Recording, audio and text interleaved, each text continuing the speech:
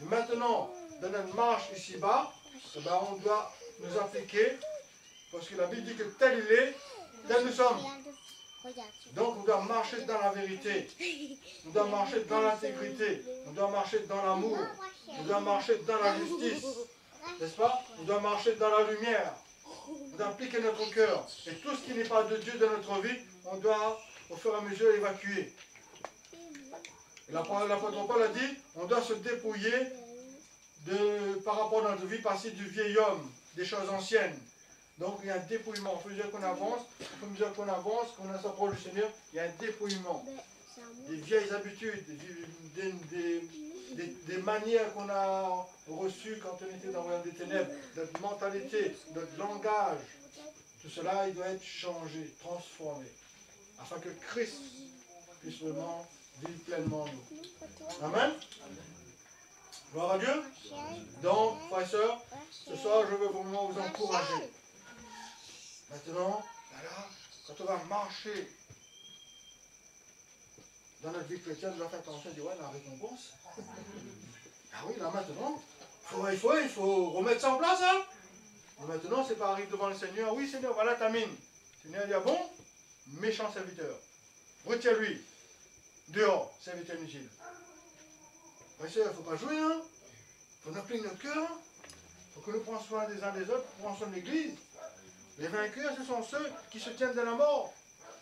Mais la mort agit en eux, mais la vie agit en vous. Vous voyez, les sacrificateurs, ils étaient dans l'eau, les premiers. Ils étaient là, l'arche qui représente Christ. Ils élevaient Christ.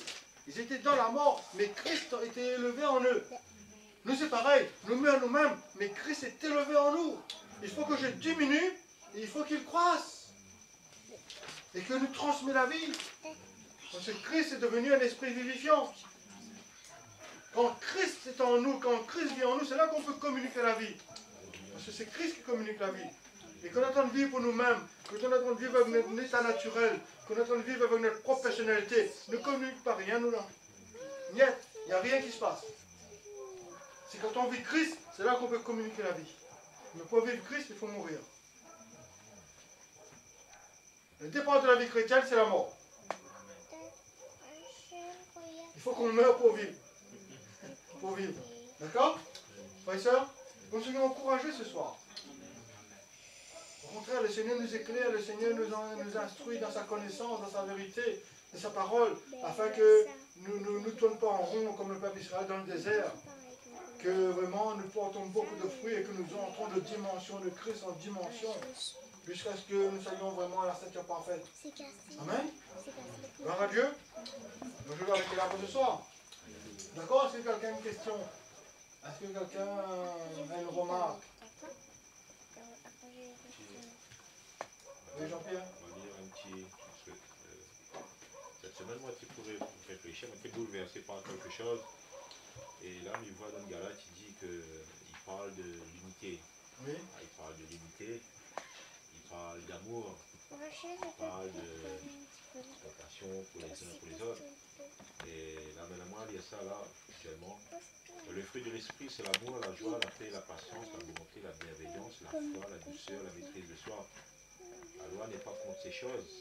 Ceux qui sont à Jésus-Christ ont crucifié la chair avec ses passions et ses désirs.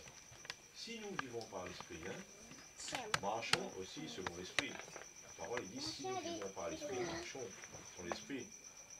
Ne cherchons pas une vaine gloire en nous provoquant les uns les autres. Et ça me croit que quelquefois, nous les confronter à ça. Nous les confronter en permanence avec ça. Et je crois que c'est pas ça le but. C'est pas en provoquant à nous. C'est pas de voir les choses. Non, c'est pas ça. Le but, c'est pas ça. Le but, c'est que nous vivions cette unité-là dans l'amour. Mais c'est ça, si actuellement entre nous les comme ça. C'est la chair. Ça nous ça va. Non, si nous sommes en compétition, Ouais. vous avez dit que les œuvres de la chair, c'est la rivalité, c'est la jalousie, c'est les œuvres de la chair. Là, on est en train de se tromper soi-même. Voilà. Donc, l'amour, c'est le lien de la perfection. Donc c'est ça, c'est important. Et c'est pour ça qu'on doit appliquer notre cœur. Voilà. Et Seigneur, là, il faut que j'applique mon cœur pour vivre l'amour de Dieu, pour exprimer l'amour de Dieu. Et quand nous sommes confrontés à ces hommes, à des fois nous-mêmes, quand nous sommes confrontés à des situations, et bien, tout de suite, on doit comprendre, est-ce que c'est moi, est-ce que c'est Christ? Exactement. Parce que Christ, si c'est Christ, il doit produire la vie. Parce que c'est la mort, pourquoi? Pourquoi je dis que ça va produire la vie? Parce qu'on va prendre le chemin du renoncement, afin que Christ puisse vraiment se manifester. C'est pas ça. Un vainqueur, lui, il perd ses droits. Les vainqueurs, leurs droits finis. Et ils n'ont plus de droit à faire valoir. Christ est leur vie maintenant. Vous voyez? C'est pour ça que je dis, la vie d'un vainqueur, c'est des souffrances. C'est pas comme ça, hein? Si c'était comme ça, tout le monde aurait été, c'était facile. Mais c'est pas beaucoup. Vous voyez?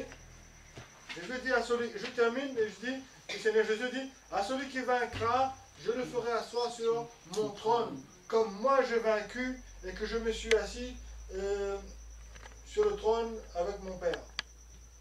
Donc si on veut assis sur le trône avec le Seigneur, si nous sommes, mais pour cela il faut être des vainqueurs.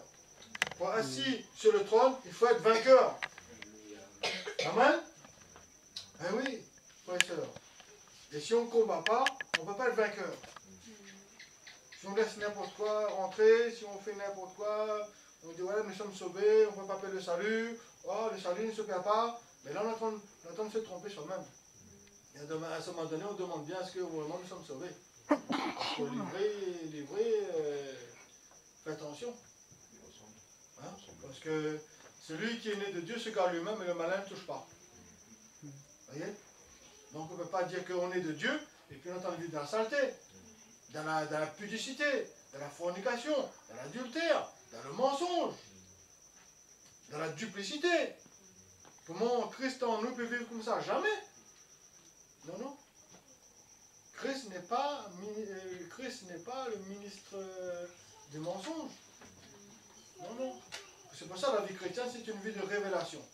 Si quelqu'un n'a pas la révélation du mystère de Christ, il ne pourra pas comprendre les choses de Dieu et ne pourra pas non plus les vivre. Il aura une connaissance ici, mais la réalité de Dieu n'est pas en lui. Et quand il passe les épreuves, quand il passe par le feu, il succombe. Vous voyez, les vainqueurs, ce sont ceux qui mettent en premier la parole de Dieu en pratique dans leur vie, avant de dire aux autres de le faire. Les vainqueurs, ce sont ceux qui en premier appliquent la parole de Dieu et ils appliquent leur cœur à vivre les choses de Dieu. Ensuite, il peut dire aux autres. Mais sinon, si on dit aux autres et que nous-mêmes, on n'est pas en train de vivre, c'est ça, c'est simplement des mots. Parce qu'il faut que nous, d'abord, qu'on passe dedans. Ensuite, on pourra aider les autres. Amen.